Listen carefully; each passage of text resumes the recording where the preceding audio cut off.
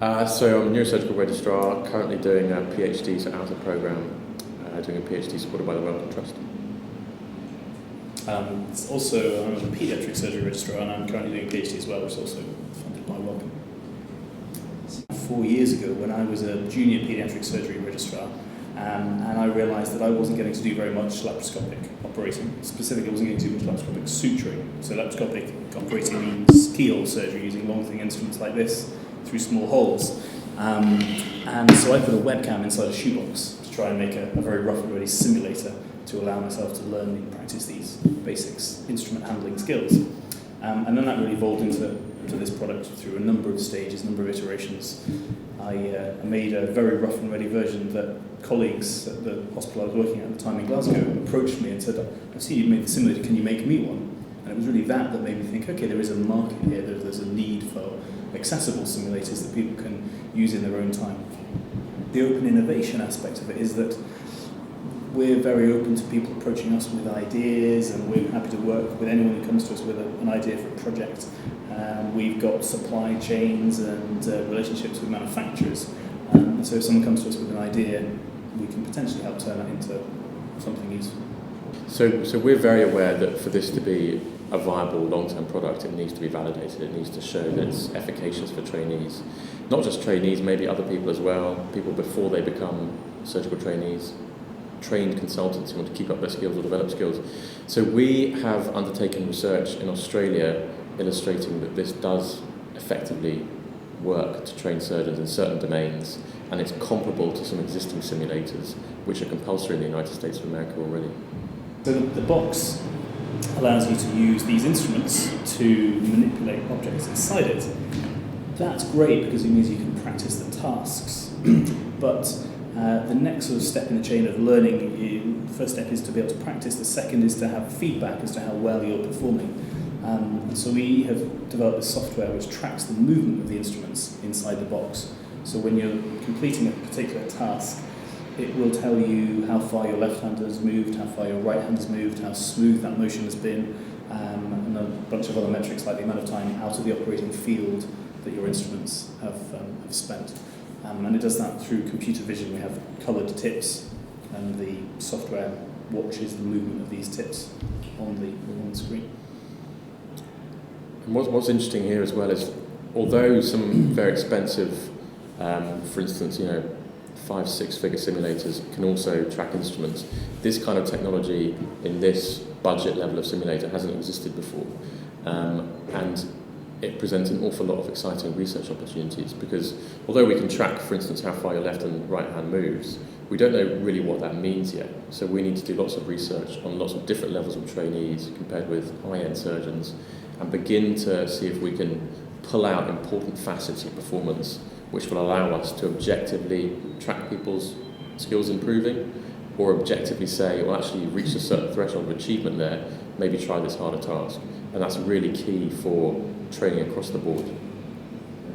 There's a great deal of enthusiasm for that kind of setting of target metrics amongst training deans and the like, because they want some way of ensuring that their trainees are practicing and then testing that they've practiced. And so we're just going to start later on in the year with a Pan-Scotland group that will take all of the 40 new start surgical trainees in Scotland, and they will use the simulator, they'll use the Instract software, and we will set them target metrics to achieve for 6 different tasks. And there will be some incentive that's yet to be determined, but people are talking about things like you not being able to do an operation on a patient until you've achieved basic bench line metrics in a simulator. Other things as well, obviously this is very portable, and being a take-home simulator is a big part of our, I suppose, our reason for existing as a company. It means you don't have to worry about accessing that simulation centre in the hospital when you're working anywhere. You don't have to worry about someone saying, you've clocked too many hours this month, this week, and European Working Time Directive says you've got to stop. It means you can go home, work on your own steam, and it begins to tie in some quite interesting other motivators. So surgeons are quite competitive, aren't they? And if you think my pal's at home practicing away on his simulator, if he posts that on Facebook, then you're going to immediately think, hang on a minute, I want to make sure I'm on the level with him. I want to make sure he's not taking the cases that I could be doing. So we think we might be able to plug into that sort of social media competitive to generate real tangible benefit with this kind of product. Because it's quite a strong precedent of knowledge comparison in medicine. And examination.com, that past those kind of websites where you can do, say, MCQs and test your own knowledge against peers, but there isn't so much yet. There are platforms for comparing skills, and we hope to set that up. There are lots of training tools out there that use different media, different means, and I think they all have value. I think they possibly teach you slightly different things. So, let's say the touch surgery one is brilliant. It's very, very beautiful graphics. It's great for walking you through the steps of the operation. So that's sort of cognition type learning. With this, you're really gaining procedural learning rather than cognitive learning.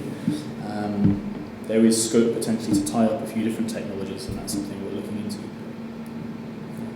So at the moment we're 4 full-time surgical trainees running a business part-time, and we recognise that for this company to get bigger, we wanted to get bigger so that our products are used, so that training gets better, hopefully care gets better. So we recognise we need to find a way to scale up, and we're exploring various different options of doing that.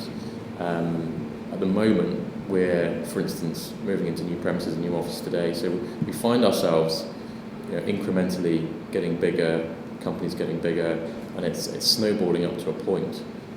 So it's exciting times. We're not entirely sure how it will go forward, but it will.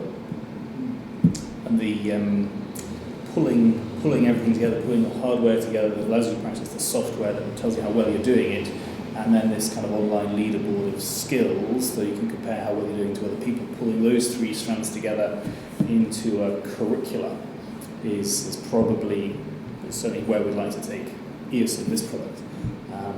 And that's something of great interest to the various training bodies around the UK, because if they can say to their trainee, right, you need to get this bit of hardware, follow this online training material, complete these tasks, achieve these metrics, and get in the top 3 deciles of UK surgical trainees before I let you do a lap collie. It's something great for them, because it means the trainees will be up to speed before you come to theatre. I would stress that simulators, they don't teach you how to do an operation. You can't do a week practicing on a simulation and then just go and do an operation. But if you spend a week practicing on a simulator, when you go to do the operation, your hand movements will be slick, your instrument control will be great, your procedural knowledge will be there. You still need to learn the cognition, you need to learn the subtleties of variation of anatomy and the steps of the procedure, but you'll be weeks ahead of someone who just comes into theatre code. I think what's key here is that we've made something which is demonstrably more financially viable. It's much cheaper than a lot of the existing simulator platforms out there, and that immediately means it's more translatable to developing world settings. And I think it means that those sorts of countries which may not entertain the use of things like laparoscopy, which you could argue differentiates the levels of care. You could say, well, laparoscopic surgery has become the benchmark. If you're not doing it, you're holding back a better quality of care. So perhaps products like this could encourage more use of laparoscopy in developing world settings. But I think you've got to be careful. I mean, there are other potentially much more important priorities. But certainly we have had this simulator used in Eastern Africa in developing world settings, and it goes down very, very well. We've got a couple more simulators going out under the auspices of the College of Surgeons in Edinburgh to Tanzania shortly. One interesting thing with simulators, and particularly with this and the whole concept of a take-home simulator that we're pioneering with this, is that it's very good for using in your own time at home. And a number of people here in Edinburgh have bought it who are obstetrics and gynecology trainees on maternity leave, because there is perhaps less formal laparoscopic training in obs and gynae than there is in general surgery, and B, obviously it's a specialty that has a higher percentage of women. And a number of people, some of my friends, have said it's absolutely perfect, because if you're on maternity leave, you can practice with it at home in your own time, certainly in the month or 2 before you go back full time, so you've at least sort of warmed up, got your hands moving again. So it's definitely something that people on maternity leave have told us they have benefited from using. Maternity leave is an important issue, because historically perhaps that was one of the things that was less accepted amongst a cohort of surgeons. Now there's many more women entering surgery or obviously any other specialties where this might be useful. And if some of the potential historical stigma or detraction that came with taking time out to have a baby could be removed by making sure your skills stay up to speed with something like this, then indirectly it's actually quite a powerful tool for that. The other thing is, I'm not sure if this is the case, but some people suggested that certainly at entrance level for surgery, male graduates are more confident about their own surgical skills, which is probably it's probably an unjustified confidence.